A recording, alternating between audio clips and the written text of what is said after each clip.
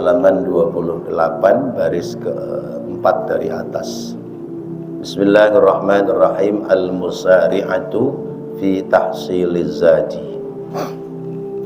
Al-musari'atu bergegas, cepat-cepat, fi tahsiliz zadi, di dalam menghasilkan bekal. Man alima qurba rahilihi asra'a fi tahsiliz zadi. Man, siapa orang, alima, yang mengetahui, qurba rahilihi, telah dekatnya waktu keberangkatannya, asra'a, maka dia cepat-cepat, fi tahsiliz zadi, dalam memperoleh bekal persiapan perjalanan negeri akhirat. Waman, dan siapa orang alima yang mengetahui anna ihsana ghairihi, bahwasanya kebaikan dari orang lain, la yanfa'uhu, tiada manfaat baginya, jadda, sedikit pun, jadda, maka dia akan bersungguh-sungguh fil ihsani, di dalam berbuat kebaikan. Waman, dan siapa orang akhraja, yang mengeluarkan, walam yahsib, dan tidak menghitung pengeluarannya, khasira, dia akan merugi. Walam yadri, dan dia tidak akan tahu, tidak akan menyadari akan kerugiannya. Waman, dan siapa orang wakala, yang menyerahkan wakilan, urusan kepada seorang wakil, wattala'a, dan dia mengetahui, ala khiyanatihi, atas pengkhianatannya sang wakil, azalahu, maka dia akan segera memecatnya. Kadzalika, demikian pula nafsuka, hawa nafsumu, qadit tolakta, sungguh dia, qadit tolakta, sungguh kamu telah mengetahui, ala khiyanatiha, atas pengkhianatan hawa nafsumu, fa'zilha, maka pecatlah dia. Wadayyiq alaihal masalika, wadayyiq, dan persempitlah, alaiha, pada hawa nafsumu, al masalika, jalan-jalan atau ruang gerak daripada hawa nafsumu. Idza ra'aita, apabila kamu mengetahui, fika, pada dirimu, al-i'radha, ada yang berpaling, wasyahwata, dan syahwat hawa nafsumu, wal ghaflata, dan kelalaianmu kepada Allah, fahadha wasfuka, maka ini adalah sifat aslimu. Wa idza ra'aita fika, wa idza ra'aita, dan apabila kamu melihat, fika, pada dirimu, al ibanata, ada potensi untuk kembali ke jalan Allah, wal khasyata, dan ada rasa takut, waz zuhda, dan sikap zuhud, fahadha, maka ini min sana'illahi, termasuk bagian dari apa yang diperbuat oleh Allah.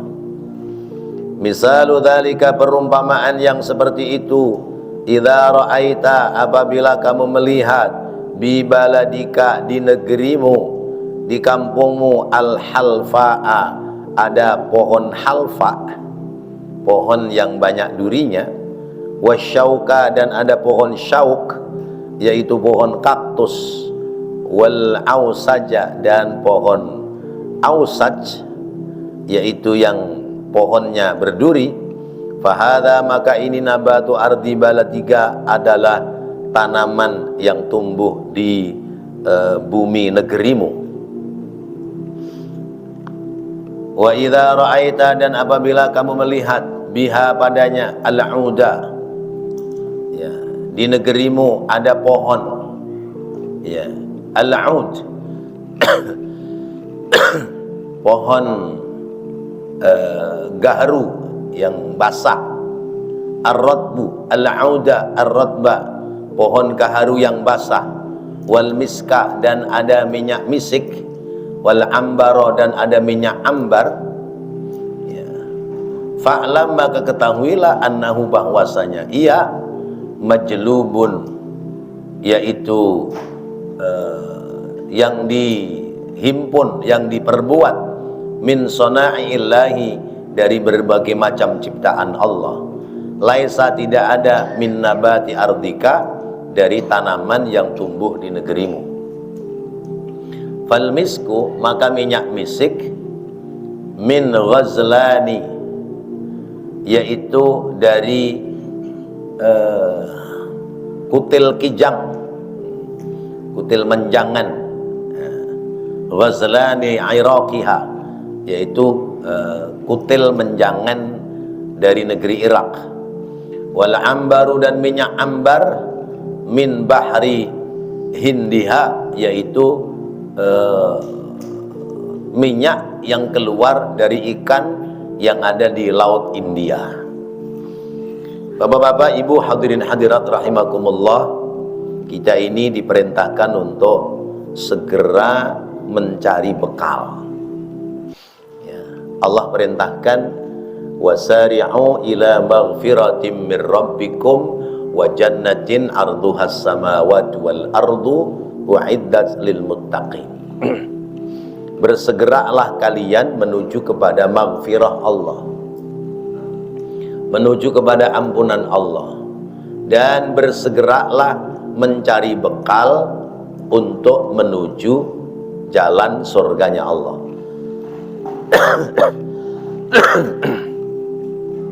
Yang surga itu luasnya seluas langit dan bumi, kemudian disediakan bagi orang-orang yang bertakwa.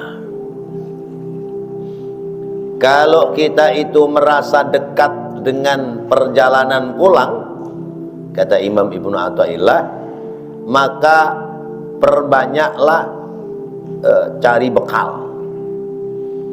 Kalau kita itu merasa udah deket jalan pulang, maka banyak-banyak cari bekal. Bapak-bapak ini jalan-jalan ke Surabaya. Jalan ke Surabaya. Sebut misalnya perjalanannya pergi pulang apa pulang pergi? Ya, pergi dulu baru pulang. Ya. Pergi pulang itu 4 atau 5 hari. 5 hari. Ya. Perjalanan sudah 2 hari, berarti sudah sampai pada tujuan. Lalu acara di sana sudah selesai, tinggal mau jalan balik ke Jakarta. Kalau kita tahu bahwa besok itu jalan balik ke Jakarta, maka malam ini kita belanja. Ya, di Surabaya ini malam kita belanja. Ya, beli oleh-oleh. Ya. Macam-macam dah tuh. Apa yang menjadi ciri khas, ya, oleh-oleh dari Surabaya, kita belanja dah tuh. Belanja sebanyak-banyaknya, karena besok mau pulang. Kalau kita pulang bawa oleh-oleh, kira-kira yang di rumah nungguin seneng apa enggak? Seneng. Istri dibeliin bahan baju yang cakep, terus kemudian mertua beliin kain sarung Bahaswan asli Surabaya. Ya, BHS itu singkatan dari Bahaswan, ya. Bukan boleh hasil sedekah, ya. Kalau BHS-nya Ustadz mah boleh hasil sedekah, ya. Bahaswan. Terus beliin baju apa itu kokonya yang model Jasko, merek apa itu, udah tuh beli tuh, belanja buat oleh-oleh yang ada di Jakarta. Belanja banyak. Kalau belanjaannya banyak, oleh-olehnya banyak, kira-kira pulang bawa oleh-oleh itu, yang pulang bawa oleh-oleh seneng nggak? Seneng. Yang nggak bawa oleh-oleh sedih. Ya Allah, berangkat ke Surabaya ongkos pas-pasan, ya. Orang-orang pada belanja, saya mamanyun aja nonton orang belanja, ya. Pingin beli sarung, harganya 600.000, sarung sih 600.000, ya. Kata kita yang nggak punya duit, mahal amat. Kata yang punya duit, masih murah 600.000. Iya, ada sarung harganya 3 juta sampai 5 juta. Itu yang mereknya Temer, ya. Itu 5 juta, ya. Satu sarung harganya 5 juta. Kita beli gajah nongkrong berapa ya? 50.000, 60.000. Iya. Ini 5 juta Temer.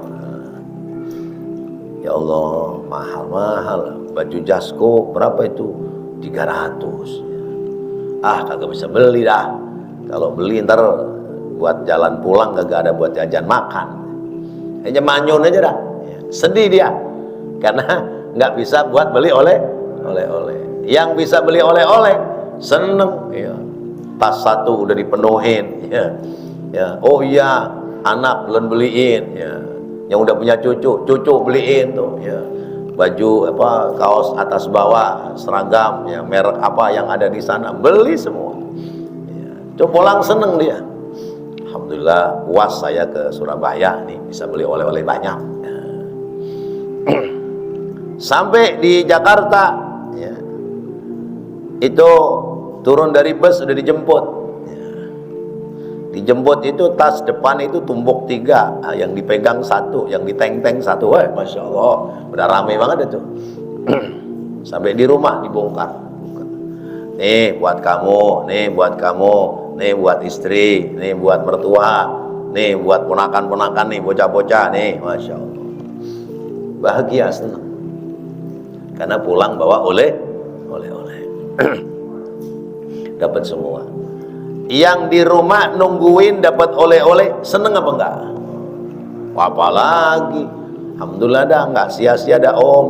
Kita nungguin rumah 5 hari dapat dah baju apa gitu. Masya Allah, seneng, bahagia. Nah begitu pula kita kepada Allah, ya. Kita ini ada yang sedang jalan berangkat, ada yang sudah jalan pulang, ya. Yang jalan pulang dari Surabaya, ada yang baru sampai Semarang, ada yang sudah sampai Pekalongan, Tegal, Brebes, ya. Ada yang sudah sampai di Indramayu, ya. Pemanukan, bahkan ada yang sudah sampai Bekasi. Jalan pulang kita ke Palmerah. Ya, sudah sampai Bekasi. Lah kita udah punya bekal apa belum ini? Udah punya oleh-oleh apa belum? Kalau belum punya oleh-oleh, maka supir bus diajak belok ke tempat belanja oleh-oleh. Biarin dah. Dari Surabaya nggak bisa beli oleh-oleh, biarin dah. Di Indramayu Pemanukan tuh, rest area, keluar dah pusat jajanan di situ, beli dah gitu. Beli dah tuh, penuhin. Sampai Jakarta bawa oleh-oleh, yang datang senang, yang didatangi juga senang. Tapi kalau kesempatan beli oleh-oleh nggak ada, ya, karena ongkosnya habis, maka yang ada adalah kesedihan. Orang turun dari bus pada ngambil barang-barang oleh-oleh, dia turun ngacir aja udah pulang. Ngacir aja. Orang nggak bawa apa-apa sih. Ya Allah, sedih, ya. Oh, begitu anaknya lihat bapaknya, oh bapak pulang, oh bapak pulang. Oh boleh, bapak pulang nggak bawa apa-apa. Ya Allah, sedih udah. Udah seneng menyambutnya, ya. Begitu sampai dibilang nggak bawa oleh-oleh, sedih udah. Istrinya sedih juga, ya. Tetangganya istrinya dibeliin kain cakep, bahan pakaian, baju cakep. Ini tetangganya nggak beli apa-apa, ya kagak bisa ngomong dah. Besok pagi-pagi, malam suamimu dapat oleh-oleh apaan? Oleh-oleh apaan? Angin, katanya. Lah emang kamu dapat apa? Oh saya mau dibeliin ini, Masya Allah. Itu kebahagiaan. Nah kita ini udah pada bekal oleh-oleh apa belum? Kira-kira udah banyak belum oleh-oleh kita yang bakal jalan menuju kepada Allah Subhanahu wa taala? Udah banyak apa belum? Padahal udah sampai di Bekasi ini, Cikarang, Bekasi ya. Oleh-oleh belum dibeli. Belokin dah tuh bus dah ya. Buru-buru belokin sama kita. Pak supir, belok dah. Belok. Nah, itu artinya kita ya. Kalau kita merasa belum ada oleh-oleh persiapan bakal pulang kepada Allah ya, sementara perjalanan kita sudah mendekati sampai finish, maka belokin ya. Belokin, tambahin oleh-oleh. Begitu Pak ya, tambahin oleh-oleh. Sholat 5 waktu berjamaah jangan ditinggal, karena kita merasa ya sudah dekat pada jalan pulang.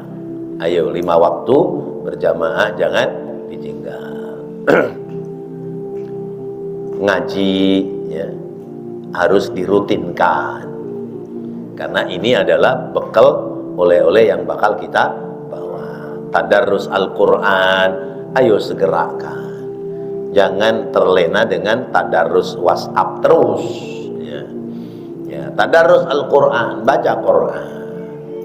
Sedekah walau qalilan, sekalipun sedikit, karena memang punyanya sedikit, jangan tinggalkan. Ayo kita sedekah, ayo sedekah terus begitu.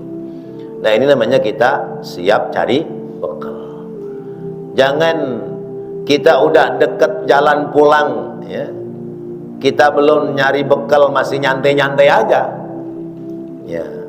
Kita lep sebentar ngantuk, begitu sudah sampai di lampu merah bundaran Selipi, waduh, belum bawa oleh apa-apa ini, mau kemana dah? Iya. Kaget kita. Waduh, orang lain udah pada beli oleh-oleh, saya belum, mana ketiduran lagi. Nah, begitu bangun sudah deket sama kematian, begitu sadar sudah deket sama kematian. Kaget kita Pak, kaget. Ya, maka orang yang terkaget-kaget seperti itu dilukiskan dalam Al-Quran. Apa kata mereka? Rabbi laula akhartani ila ajalin qarib fa asaddaqa wa akum minas salihin. Rabbi, wahai Tuhan, laula akhartani ila ajalin qarib, seandainya engkau menunda ajalku barang sesaat, fa asaddaqa wa akum minas sholihin, pasti aku akan sedekah, pasti aku akan masuk pada golongan orang-orang soleh. Lu sih dari tadi tidur mulu, orang lain pada turun ambil oleh-oleh, lu tidur mulu, begitu beneran Selipi baru melek ya, udah telat udah. Nih gambarannya seperti itu ya. Maka siapa yang mengeluarkan dana tapi tidak punya perhitungan dalam mengeluarkannya, dia akan rugi tanpa disadari. Siapa yang hari-harinya dia pergunakan waktu, tetapi dia tidak menyadari bahwa waktu yang dipergunakan itu tidak akan kembali, sementara dia mempergunakannya kepada hal-hal yang tidak ada nilai ibadah di sisi Allah, maka orang itu khasira walam yadri, dia rugi dan dia tidak sadar bahwa dia sedang dalam kerugian. Coba masih muda, hari-harinya hanya buat ya main sana main sini, ngumpul sana ngumpul sini. Kalau malam ini main gaple di sini, besok malam pindah main remi di sono, besoknya lagi pindah main kerambol di sono. Udah nggak ada hari lain, itu nggak ada waktu lain kecuali buat seperti itu. Itu seperti orang membelanjakan harta tanpa perhitungan Iya. Seperti orang mengeluarkan biaya hidup tanpa perhitungan. Dia rugi sementara dia tidak sadar bahwa dia sedang dalam kerugian. Orang lain bangun malam sholat tahajud. Dia bangun malam nonton bola. Ya. Orang lain zikir malam taqarrub ilallah. Orang lain wirid kepada Allah. Dia bukan taqarrub tapi taba'ud ilallah, menjauh dari Allah. Orang lain berwirid, dia bermirid. Ya, beda tipis kan wirid sama mirid. Kalau wirid pakai tasbih, kalau mirid pakai kartu. Orang lain ibadah, melakukan kebaikan demi kebaikan, dengan hati-hati berbuat baik, beribadah, karena buat bekal besok negeri akhirat. Dia selonong aja waktunya. Ya, malam ini lewat nggak ada ibadah, besoknya lewat nggak ada ibadah. Itu berarti ibarat orang membelanjakan harta dengan royal, membelanjakan banyak harta yang tidak berguna, dan dia tidak sadar bahwa dia sedang mengalami kerugian. Rugi waktu, Bapak. Rugi waktu, rugi kesempatan. Kalau orang dia itu nyasar tempat, masih bisa balik. Ya. Tapi kalau nyasar waktu, kapan dia bisa balik? Ini malam, dari malam-malam yang sebelumnya nyasar kita, ya, masuk pada perbuatan maksiat dan dosa. Terus waktu itu berlalu. Kira-kira waktu yang berlalu itu bisa nggak dibalikin lagi? Nggak bisa, udah lewat. Qad madal waqt, telah lewat waktu yang disia-siakan. Ya. Kalau nyasar tempat masih bisa berbelok. Kalau yang disasar waktu, mana mungkin waktu bisa kembali lagi. Maka kata seorang ulama mengatakan bahwa ada beberapa hal yang orang itu tidak tahu betapa penting waktu itu, ya, ketika sudah terlewati dari waktunya. Di antaranya adalah orang itu tidak sadar betapa penting waktu masih muda kecuali dia sudah masuk masa tua. Waktu masih muda nggak sadar dia betapa pentingnya masa muda. Begitu sudah tua baru merasakan, iya ya, ya Allah, dulu orang-orang pada jalan ngaji, pada berbuat kebaikan. Saya sama orang tua disuruh ngaji, bukannya sampai di tempat pengajian, malah ngayap nonton layar tancap misbar. Zaman dulu kan layar tancap gerimis bubar, ya. Akhirnya orang lain bisa ngaji, saya kagak bisa ngaji. Nah ini, jadi tidak tahu betapa berharganya waktu muda kecuali dia sudah tua. Muda kita sia-siakan. Orang tidak tahu betapa berharganya masa sehat kecuali dia masuk waktu sakit. Waktu sehat nggak sadar, tapi begitu sakit, iya ternyata sehat itu amat sangat berharga. Iya. Orang tidak tahu betapa manfaatnya, berharganya orang punya harta kecuali dia sudah jatuh miskin. Waktu kaya poya-poya dia, habis-habisin duitnya. Begitu jatuh miskin baru sadar, iya duit segitu banyaknya habis saja sama saya, ya, buat ini buat itu dan sebagainya.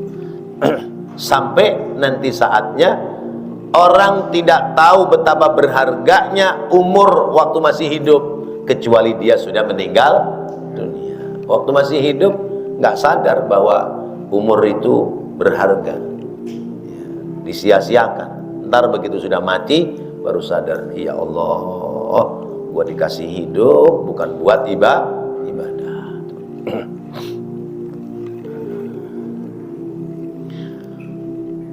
Kemudian wa man wakkala wakilan wattala ala khiyanatihi azalahu. Siapa orang yang menyerahkan urusan kepada wakilnya, lalu kemudian dia tahu bahwa wakilnya itu berkhianat, maka segera dipecat. Kita punya usaha, ya, kita menempatkan orang di situ, suruh mengelola usaha kita. Ternyata dia curang, jangan diteruskan, ya, pecat dia, ganti dengan orang yang amanah. Nah, begitu juga kita punya hawa nafsu, ya. Hawa nafsumu itu qad ittola'ta ala khiyanatiha. Hawa nafsumu itu sungguh telah berbuat curang, mengkhianati kepada dirimu, ya. Maka fa'zilha wa dayyiq 'alaihal masalik. Kata Imam Ibnu Athaillah, fa'zilha, pecat itu hawa nafsumu. Kalaupun kamu tidak bisa memecat hawa nafsumu, maka persempit jalan hawa nafsumu. Kalau kamu tidak bisa memecat karyawanmu yang berkhianat karena sulit mencari karyawan, maka pekerjakan dia, tapi persempit jalan berbuat khianat. Masya Allah, ini peribahasanya sungguh luar biasa, ya. Manusia itu diberikan syahwat, hawa nafsu, maka kita harus mampu mengendalikan hawa nafsu. Baginda Rasulullah SAW menyampaikan, tuba liman kana aqluhu amiran wa hawahu asiran, wa wailun liman kana hawahu asiran wa aqluhu amiran.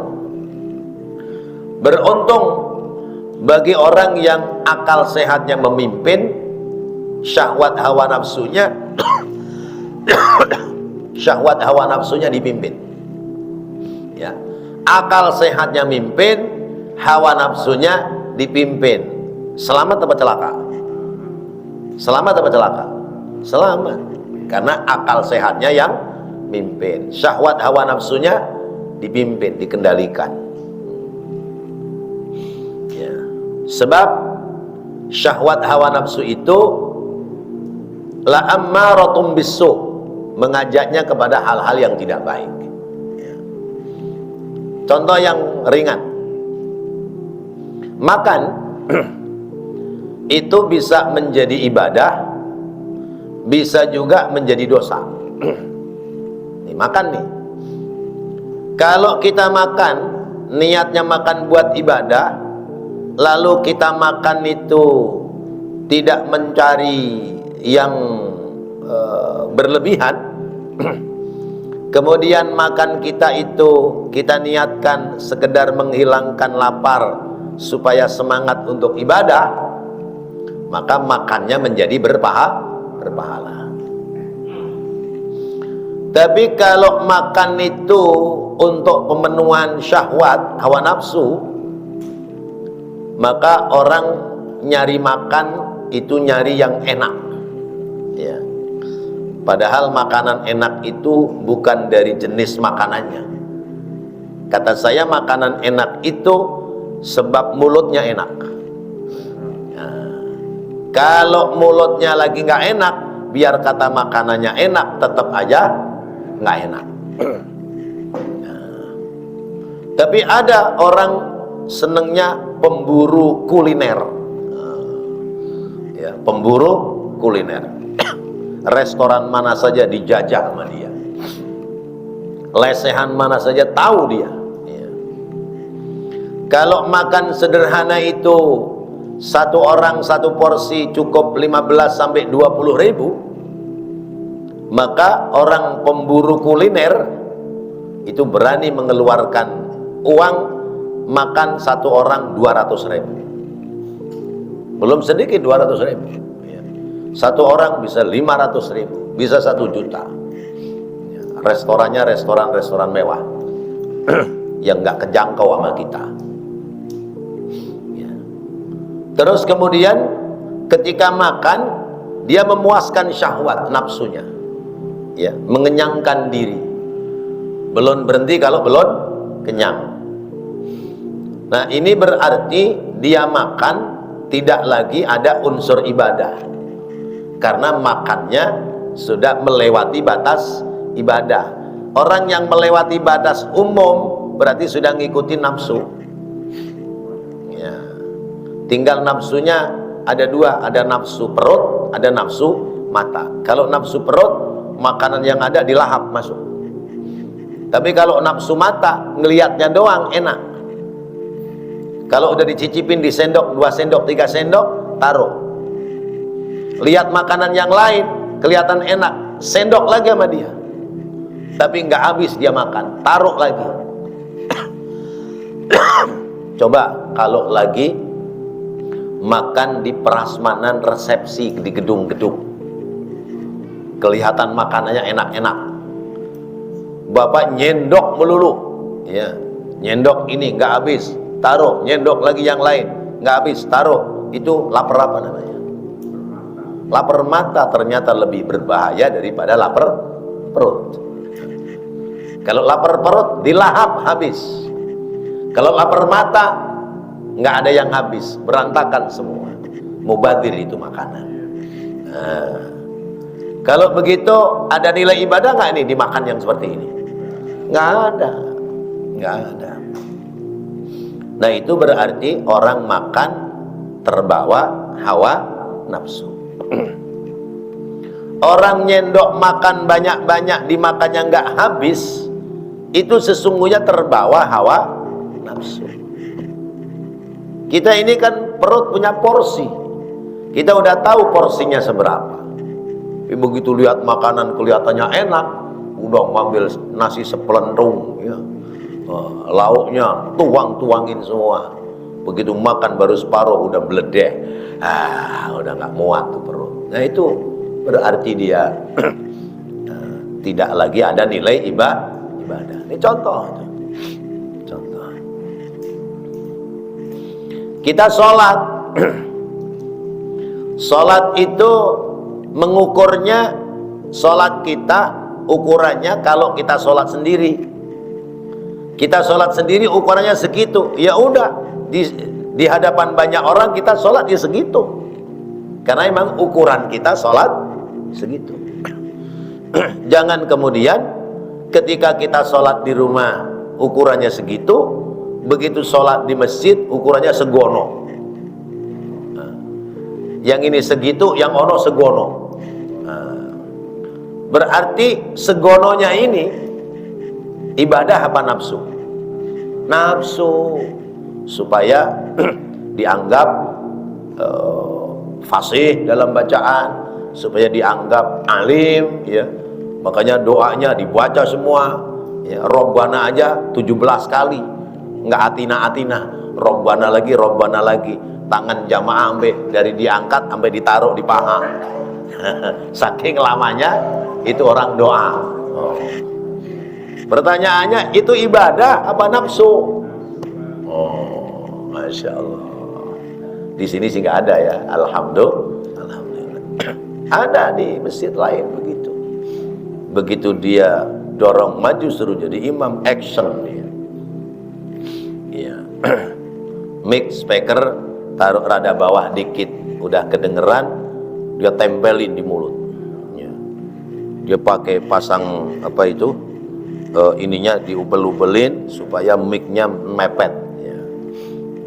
Wajahnya difasih-fasihin. Giliran zikir doa ditambah-tambahin dari yang umumnya. Zikirnya tambah-tambahin dari yang umumnya. Begitu doa, Masya Allah, setengah jam kagak rapi-rapi. Robbana lagi. Atinanya mana? Kagak atina ini Robbana. Iya, Masya Allah. Jangan-jangan ibadahmu karena hawa nafsu, bukan karena ibadah kepada Allah. Oh, jadi sesuatu yang melebihi pada ukuran biasanya, hati-hati, jangan-jangan ini sudah hawa nafsu. Bapak lihat perempuan lewat, perempuan ini cakep, spontan melihat, udah sampai di situ, itu ibadah.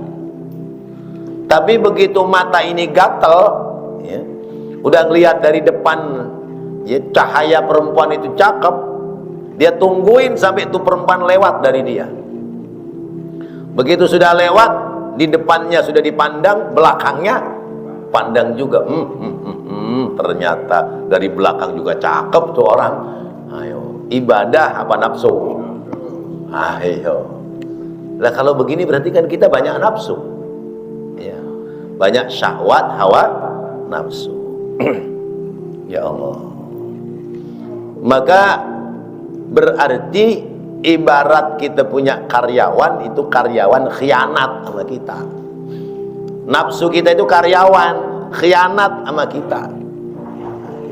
Maka wailun, celaka bagi orang yang, ya, hawa nafsunya mimpin, akal sehatnya dipimpin, celaka.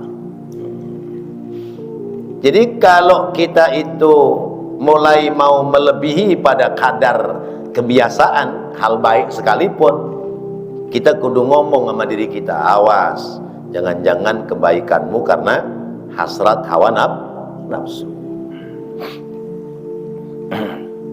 Sebab orang yang terbaik dalam ibadah adalah manakala mampu menyembunyikan apa yang dia perbuat dari ibadah.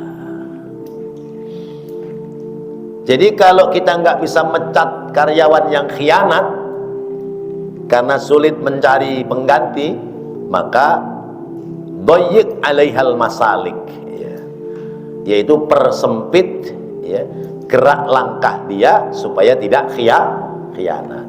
Kita mecat hawa nafsu kita, bisa nggak? Nggak bisa.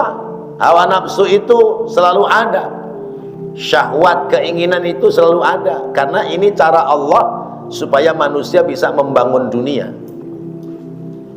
Kalau nggak punya hawa nafsu kan nggak bisa bangun dunia.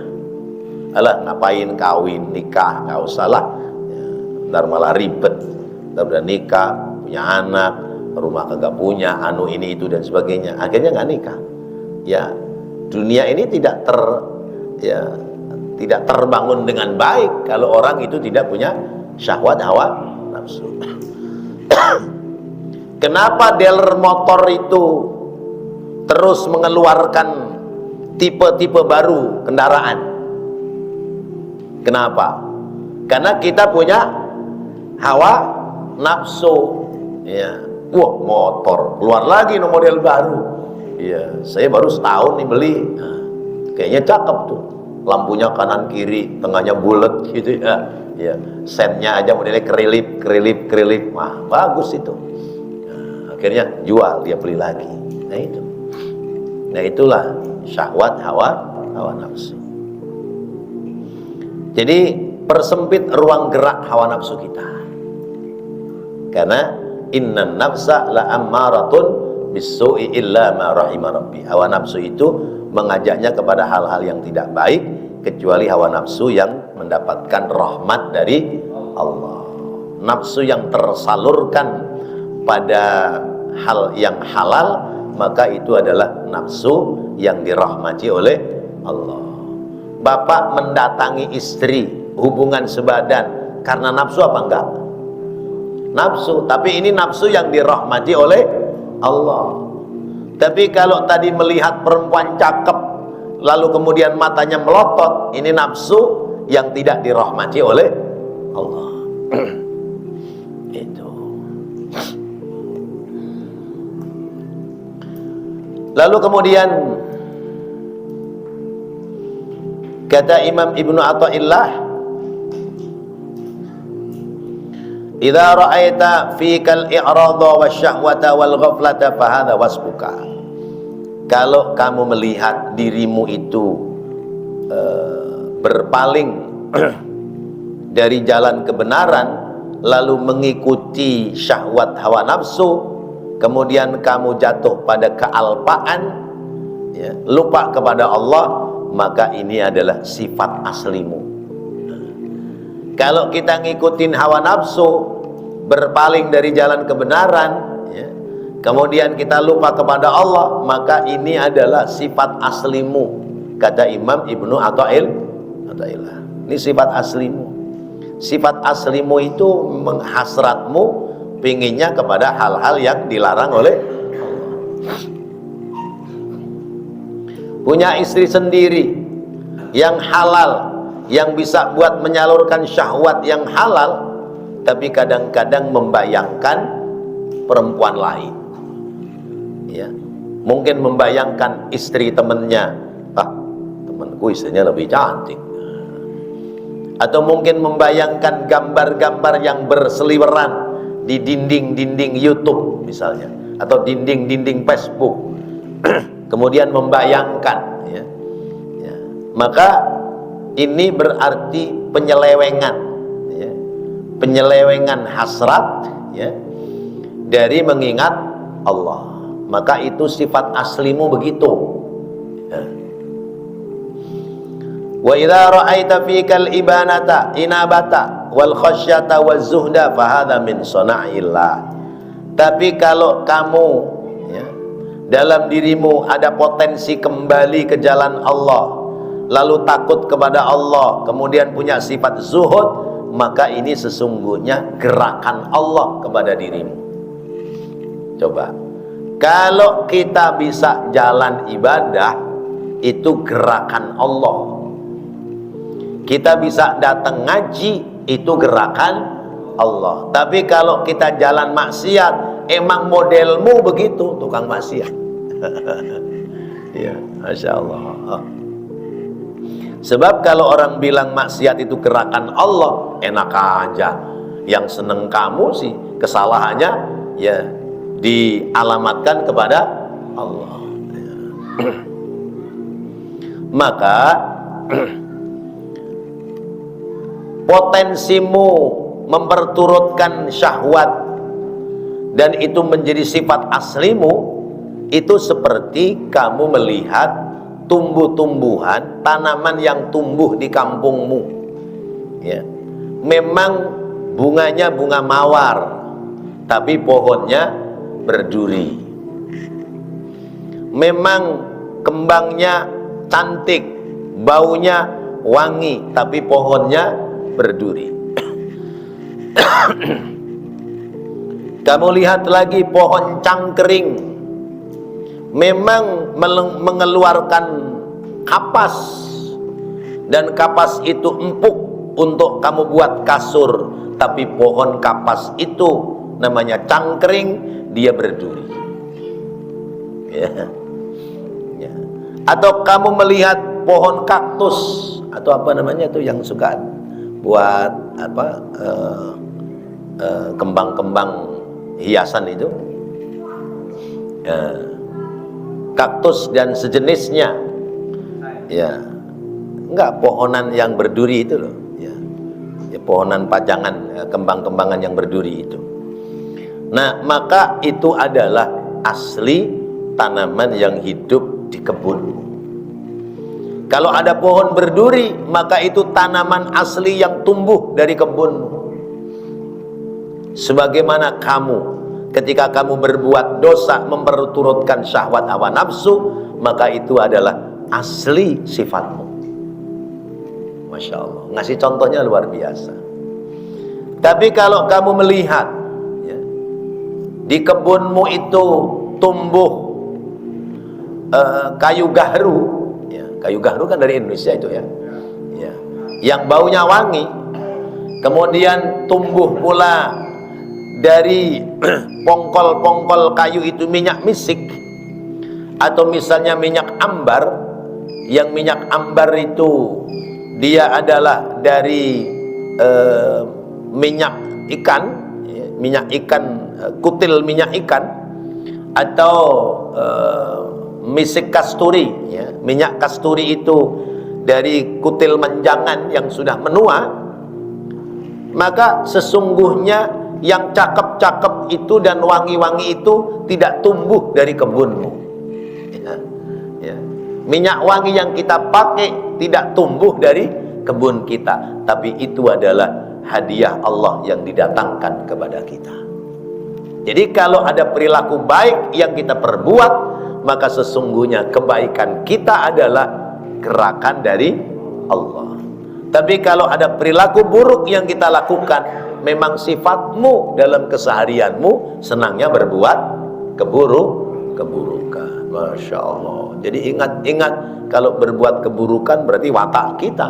Tapi kalau berbuat baik, oh ini adalah harakah gerakan dari Allah Subhanahu wa ta'ala. Wallahu a'lam bissawab. Mudah-mudahan menjadi pelajaran yang berharga bagi kita, sehingga kita hari demi hari, waktu demi waktu, kita bisa selalu mempersiapkan bekal perjalanan kita menuju pada menghadap Allah Subhanahu wa ta'ala. Amin ya rabbal alamin. Rabbana taqabbal minna innaka antas sami'ul alim wa tub alaina innaka antat tawwabur rahim. Rabbighfir warham wa anta khairur rahimin. Wa sallallahu ala sayyidina Muhammad wa ala alihi wa sahbihi wa sallam. Walhamdulillahi rabbil alamin. Wassalamu alaikum warahmatullahi wabarakatuh.